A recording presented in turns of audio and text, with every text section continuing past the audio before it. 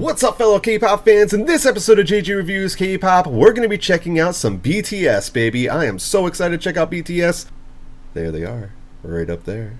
I just wanted to show you that I got my BTS poster up there. I'm excited to see this. I'm excited to hear it, see how it's different from Tear and Her. By the way, if you guys want to see my full reactions and first listens to both Love Yourself, Tear, and Her, go on over to the Patreon. We got those over there, plus a bunch of other exclusive things. There's a link down in the description. Follow me on Twitch, you guys, because I'm going to be doing a live first listen of Love Yourself Answer. And in order to know what time I'm going to be doing that and when, make sure you add me on Twitter. We will post an update at what time and all that kind of stuff. So make sure you guys add me on those. Again, links all down in the description. I'm excited to check this out. And you know what, you guys?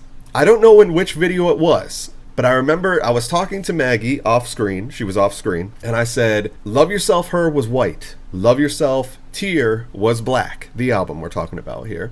And the font is kind of like a rainbow-ish kind of silver kind of thing going on. And I said, I bet you that's going to be the last album color. And guess what? I was right. That's what they did with it. And I think it looks really cool. I want to get it. All right, you guys, let's dive into BTS Idol right now. I'm also really interested in checking out that Nicki Minaj thing. See if I like that or not. I don't know. They did a song with Nicki Minaj. That melody is very Arabian. Arabian.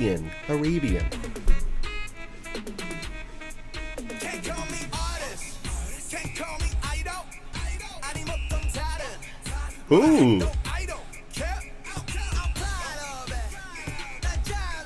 That's cool how they're hanging on that one note over here on the right ear. Oh, they just changed it.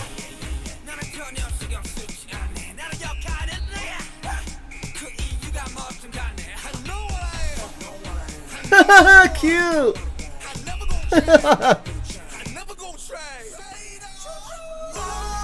Cute! Ooh, I like those toms. I like Jimin's new haircut.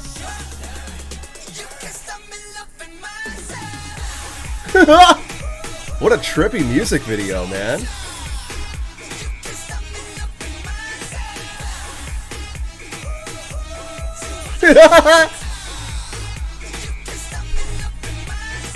That's creepy.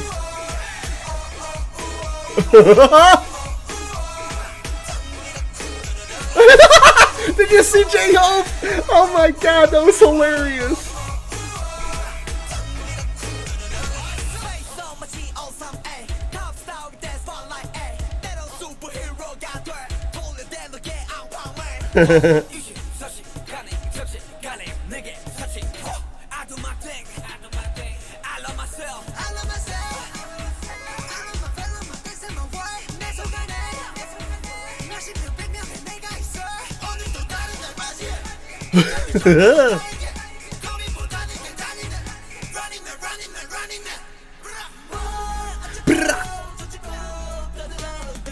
There's a bunny in the moon. Ooh, I like that grand piano. Boom, boom, boom.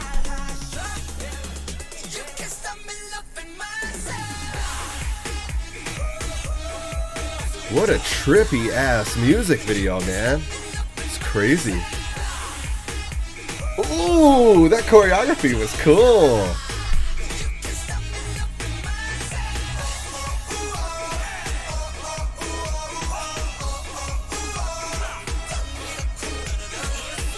3D BTS going on back there.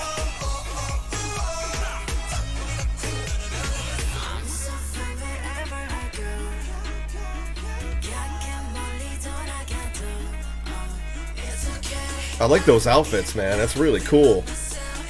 It's like traditional clothing, but with a weird modern twist on it. It's pretty cool.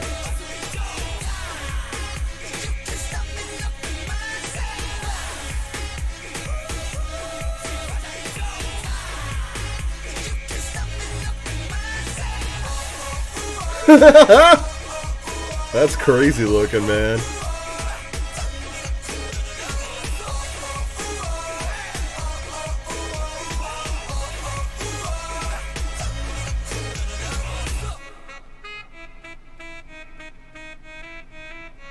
Man, they switched instruments for that melody a lot. That the main focus of the song, well, one of the main focuses of that song is that melody. What an interesting song, you guys. This sounds very different for BTS. I mean, they like to experiment with stuff anyways. I liked the fact that RM had so much going on in this song. Also interesting that they didn't choose a single with more singing in it. You know, not a lot of singing. It's mostly like chanting kind of a thing. I love the colors in this music video. I love the outfits, and I love choreography. Is really cool. Okay.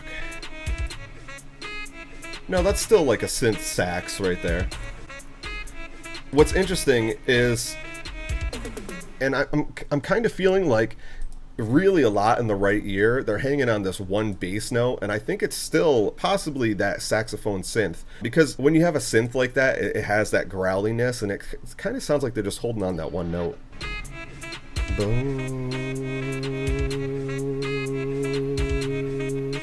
It's cool. It's interesting. I love the choreo, man.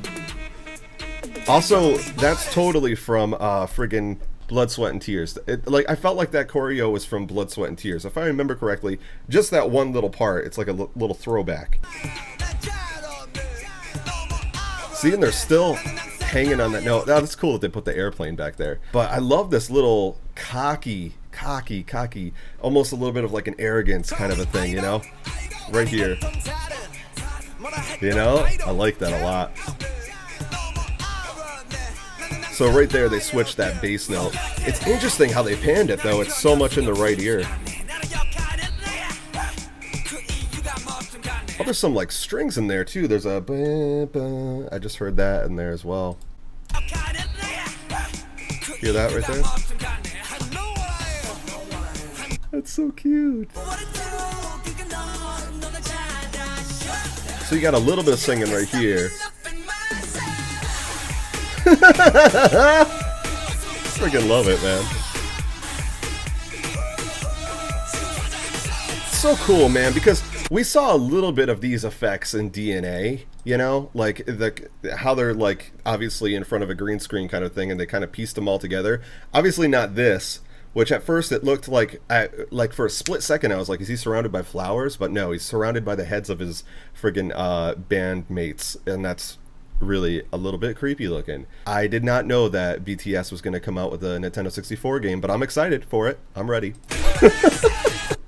People watching this will probably be like, what's Nintendo 64? That's so cool, man.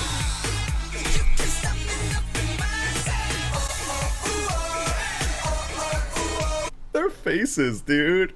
Hilarious. Wow. Oh my god, dude. J-Hope's face is so funny. That's cool how they switch between Jin and V right there.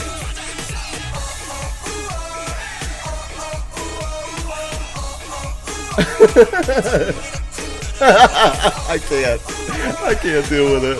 See how like the chorus is just the oh, like it's not a lot of singing. It's more just like you're just shouting it. And it's interesting that they chose to go with a song that doesn't focus so much on their singing capabilities, you know, more rapping, more shouting, more of a lyrical message. It's also interesting how that friggin' gym coach whistle is going on like forever in this song.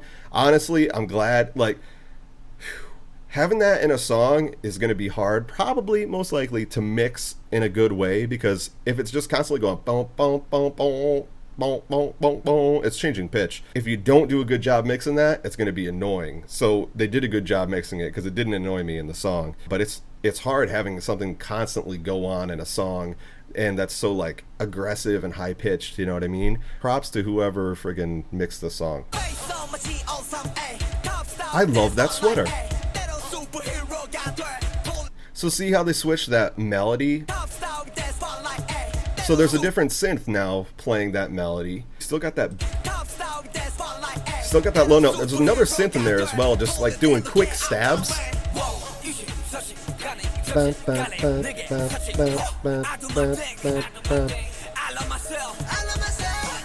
It's interesting, again, they used auto-tune on the guys. Which is interesting. They obviously do it for like just a certain sound because these guys can sing. They don't need auto-tune. It's interesting that they use it. And if you guys have seen my videos in the past, I'm not a huge fan of auto-tune. I think that it can be used in clever ways as effects. I'm not against people who can't sing using auto-tune or anything like that, really, honestly, which is weird because I'm a musician, so, and a vocalist. I'm a vocalist. I sing. So like a lot of vocalists and musicians are kind of like really like auto-tune that shit. But it's not that I feel that way about it. I just don't like the sound of it all the time. And sometimes I think it can ruin a song. It didn't stand out as much to me in this song as it did Anpan Man. And I like Anpan Man after listening to it a couple times. I like the song. At the beginning though, the auto-tune was like really getting to me. But not in this song really. And that piano right there is really cool too. That boom, boom, boom. So even here, even in the bridge, they still have that melody going. Switched back to that, some brass there. That synth sax is still going on. So it's a cool song. I would say that it didn't impress me as much as DNA. I love DNA. I think DNA gets overlooked a little bit. I mean, it was a single, it did really good, but I just think it's a really good song, and I think people tend to not hear the cool little things that they do in that song. It's not just like an EDM or dance song. It's really not. And honestly, I feel like that song hit me more. Like I felt more like, oh my God, you know? With this song, I feel like this is one of those songs that's gonna take me a little while to really, really love it, honestly. Fake Love and DNA and Dope, and like those songs really kind of like got me right away, where this one is kind of just easing into me, even though it's a very hyped up song and very dancey. I felt like the video stood out more to me, like it was grabbing my attention more, because it could be possibly just because that one melody kind of plays continuously throughout the song. And maybe I was just getting used to that melody, so I was focusing more on the video, the choreography, like all the different colors and stuff. So one last thing I wanted to talk about this song that I really like a lot is the lyrics. I think the lyrics are really special, important to listen to, just like Epiphany. This is cool because to me, what I get from it is kind of like, it's like a mixture of Mic Drop and Epiphany when it comes to lyrics, because it's like, love yourself, man, and be proud of that, be proud of who you are, and stand up for that, and screw the haters. And I love it, man. And even in the music video, they have like this little bit of sarcasticness kind of going on, you know what I mean, at certain points. I think it's really badass and cool that they're standing up for themselves and just kind of putting that message out there, how important that is to just love yourself and be proud of who you are, and screw the people who hate on you for being who you are, because you know what, just screw them, man. Screw them. Really love it. I've listened to the song a couple more times now, and I gotta tell you, I'm liking it more and more and more and more every time I listen to it. So it's just one of those songs that kind of like grows on you and grows on you and grows on you. I think it's a clever song, honestly, and I really like those lyrics a lot, so I just wanted to say that. But yeah, if you guys want to experience a live first listen of this new album, Love Yourself Answer, with me, then you got to go over to my Twitch and make sure you add me on Twitter. Again, all those links are down in the description. I love you all. I hope you still love me. I'm just giving you my honest opinions. And don't think that anything I said means I hate the song or anything like that, because I like the song. I'm just being honest with you guys. I love you all. Dreamers, keep on dreaming. I'll see you in the next video. And until then, annyeong.